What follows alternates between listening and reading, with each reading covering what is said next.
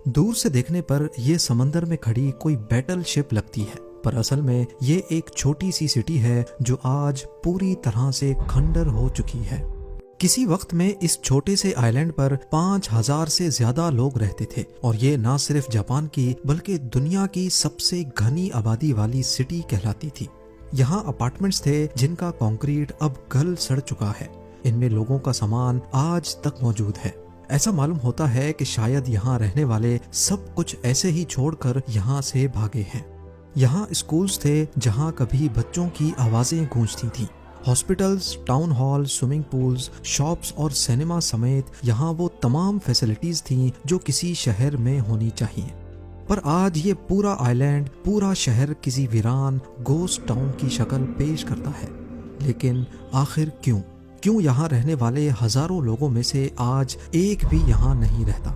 यहाँ ऐसा क्या हुआ था कि जापान ने 35 सालों तक टूरिस्ट को इस आइलैंड पर जाने से रोके रखा? ज़ेम टीवी की वीडियोस में एक बार फिर से खुशामदीद। नाजरीन, इस आइलैंड को हशीमा कहा जाता है जो जापान के शहर नागासाकी से 15 किलोमीटर दूर साउथ चाइना सी में मौजूद है। क्योंकि इस आइलैंड की शक्ल एक बैटल शिप जैसी है, इसी वजह से इसको बैटल शिप आइलैंड भी कहा जाता है।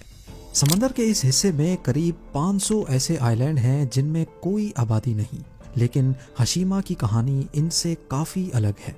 देखा जाए तो दूसरे आइलैंड्स काफी हरे भरे हैं, लेकिन हशीमा आइलैंड समंदर से उभरा हुआ एक बहुत बड़ा पत्थर है जहां पर प्लांटेशन ना होने के बराबर है। हशीमा आइलैंड ने अपने वक्त में जापान की इकोनॉमी को बूस्ट करने में बहुत बड़ा रोल प्ले किया था और इसकी सबसे खास बात थी कोल माइनिंग। पिछले 150 सालों की हिस्ट्री में इस आइलैंड के करीब समंदर के बॉटम से 1 करोड़ 65 लाख टन कोयला निकाला गया था। इतना ज्यादा कोयला आज पूरे इंडिया को 1 महीने तक और पाकिस्तान को 10 महीने तक इलेक्ट्रिसिटी प्रोड्यूस करके दे सकता है। 1800s में हशीमा से थोड़ा ही दूर टाकाशिमा आइलैंड पर रहने वाले लोगों को जमीन पे बिखरा हुआ कोयला मिला था। पहले तो उनको इसकी खासियत पता नहीं थी, लेकिन फिर कोहिता नाम के एक आदमी को एक्सीडेंटली इसकी हीटिंग प्रॉपर्टीज का पता चल गया। उस दिन के बाद से टाकाशिमा आइलैंड के लोगों ने जमीन पर बिखरे हुए कोयले को इकट्ठा करना शुरू कर दिया, जिससे वो अपने घरों को गर्म रखते थे। देखते ही देखते 1850 में नागासाकी एक इंटरनेशनल शिपिंग पोर्ट बन चुका था। अमेरिका और चाइना के दरमियान ये एक स्टॉप ओवर पोर्ट था जहां पर इंटरनेशनल कार्गो सेलिंग शिप्स रुकती थी। वेस्टर्न कंट्रीज यानी ग्रेट ब्रिटेन और यूएसए अपनी सेलिंग शिप्स को स्टीम इंजन से रिप्लेस कर रहे थे, जिनको चलाने के लिए एक ही चीज की जरूरत थी और वो था कोयला। जब वो शिप्स नागासाकी पोर्ट पर आकर रुकती थी तो उनको रिफ्यूलिंग के लिए कोयले की जरूरत पड़ती थी और ये कोयला नागासाकी से थोड़ा ही दूर टाकाशामी आइलैंड पर बिखरा हुआ था। जब कोयले की डिमांड बढ़ती गई तो अब आइलैंड के लोग इसको बेचने के लिए जमीन से निकालने लगे। देखते ही देखते टाकाशामी के सरफेस पर से कोयला खत्म हो गया। तभी उन्होंने आसपास के आइलैंड्स का रुख किया, जिसमें हशीमा वाहिद ऐसा आइलैंड था जिसमें काफी ज्यादा कोयला था। उस वक्त कोयले को निकालने के लिए ओल्ड स्कूल तरीके इस्तेमाल किए जाते थे, जिसमें ज्यादातर हाथों का इस्तेमाल होता था। अब बढ़ती हुई कोल डिमांड्स को पूरा करने के लिए हाथों का इस्तेमाल ना काफी था। इसीलिए 19th सेंचुरी में मित्सुबिशी ने हशीमा आइलैंड खरीद लिया। उस वक्त मित्सुबिशी एक शिपिंग कंपनी थी जिसने हशीमा आइलैंड पर प्रॉपर कोल माइनिंग स्टार्ट करने का फैसला किया। मित्सुबिशी ने यहाँ वर्कर्स के लिए घर बनाए और पूरे आइलैंड को समंदरी लहरों से बचाने के लिए एक सी वॉल भी बनाई। यही वजह है कि आज ये आइलैंड एक शिप की शक्ल जैसा दिखता है। 1916 में यहाँ 3000 वर्कर्स रहते थे जो साल में 150 टन कोयला जमीन से निकालते थे। हशीमा आइलैंड के छोटे साइज की वजह से यहाँ रहने की जगह काफी कम थी, लिहाजा मित्सुबिशी ने यहाँ कंक्रीट रेजिडेंशियल कॉम्प्लेक्स बनाया ताकि ज्यादा से ज्यादा वर्कर्स यहाँ अपनी फैमिलीज के साथ रह सकें। ये उस वक्त जापान की सबसे बड़ी कंक्रीट बिल्डिंग हुआ करती थी, लेकिन ये फिर भी वर्कर्स के रहने के लिए काफी छोटी थी। उसके बाद हशीमा आइलैंड पर वर्कर्स की तादाद बढ़ती गई और मित्सुबिशी यहाँ नए कॉम्प्लेक्स भी बनाता चला गया। इसके साथ साथ वर्कर्स के बच्चों के स्कूल्स और एंटरटेनमेंट सेंटर्स भी बनाए गए। 1941 में हशीमा आइलैंड पे कोयले की प्रोडक्शन सालाना 4,10,000 टन तक जा पहुंची, जो कि दिन ब दिन बढ़ती जा रही थी। 1959 में आइलैंड की टोटल पॉपुलेशन 5,200 थी। अब देखा जाए तो आइलैंड का टोटल एरिया ही 15.5 एकड़ है। अगर हम सिंपल मैथ करें तो 1 एकड़ में यहाँ 335 लोग रहते थे। इतनी घनी आबादी आज तक दुनिया के किसी भी मुल्क में नहीं पाई गई।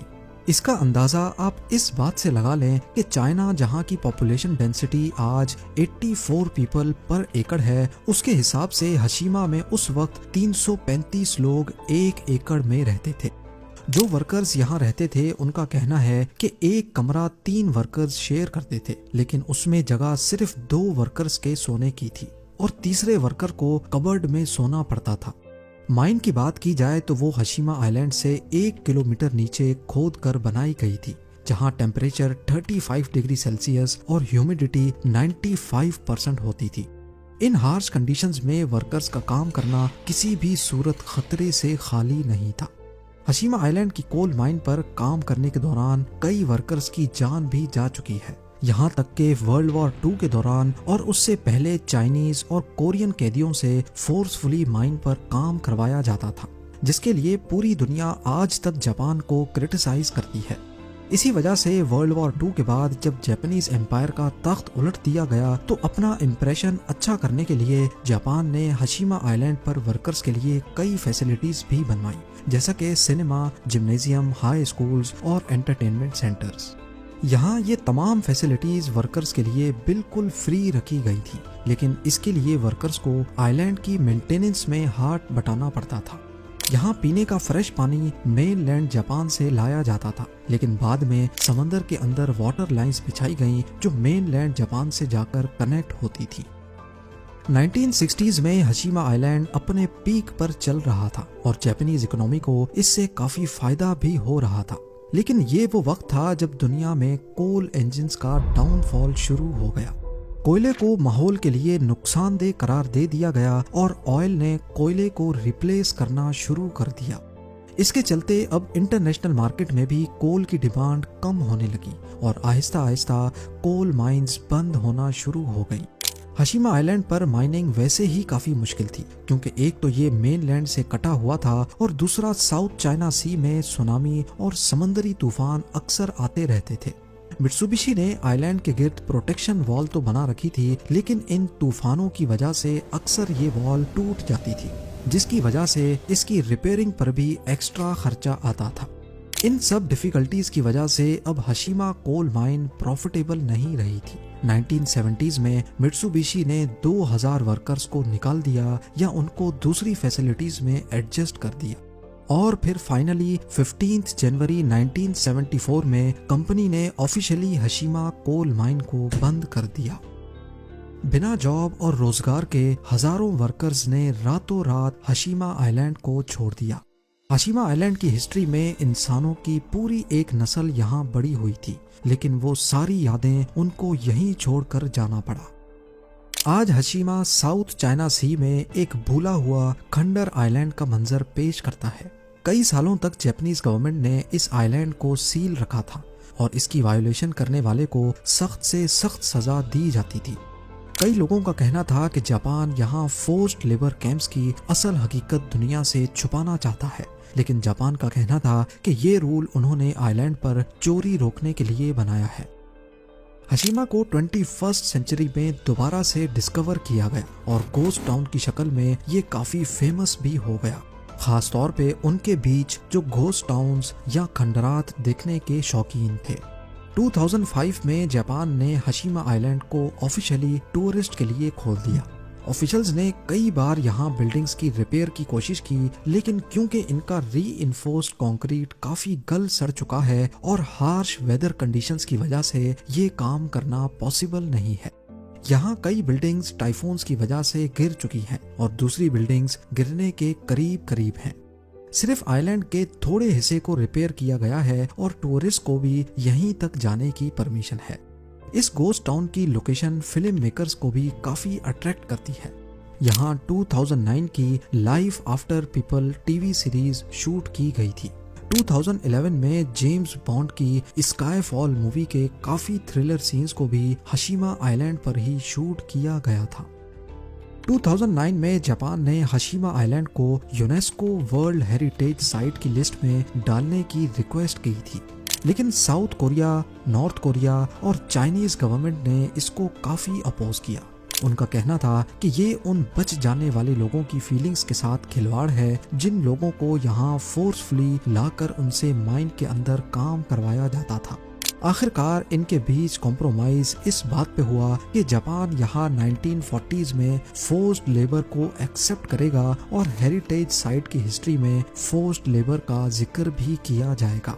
उम्मीद है जेम टीवी की ये वीडियो भी आप लोग भरपूर लाइक और शेयर करेंगे। आप लोगों के प्यार भरे कमेंट्स का बेहद शुक्रिया। मिलते हैं अगली शानदार वीडियो में।